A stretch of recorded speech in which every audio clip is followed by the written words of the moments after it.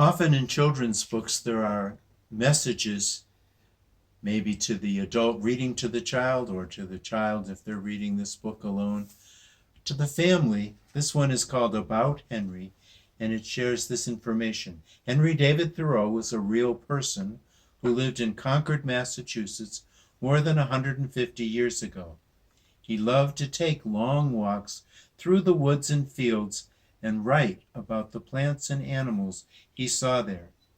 In his pockets he carried a pencil and paper, a jackknife, some string, a spyglass, a magnifying glass, and a flute. He could easily walk 30 miles in a day with an old music book under his arm for pressing plants and a walking stick that he notched for measuring things. These quiet walks gave Henry time to think, and he shared his ideas with other friends and writers who were his neighbors in Concord.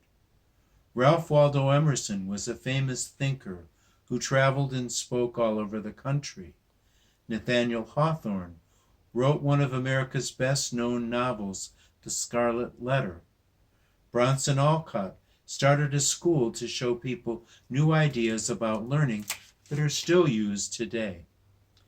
Henry thought people could live happily without big houses, lots of furniture, and high-paying jobs.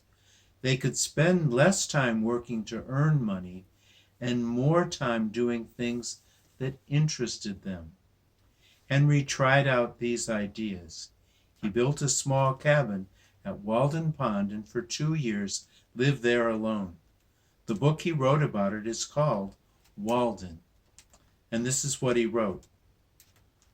One friend says to me, "I wonder that you do not lay up money. You love to travel.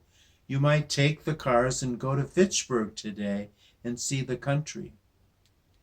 But I am wiser than that. I have learned that the swiftest traveler is he that goes afoot. I say to my friend, suppose we try who will get there first.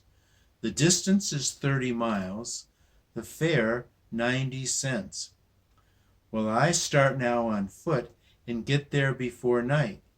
You, in the meanwhile, have earned your fare and arrive there sometime tomorrow or possibly this evening if you're lucky enough to get a job in season. Instead of going to Fitchburg, you'll be working here the greater part of the day. So now let's find out more about that landmark, Henry David's house.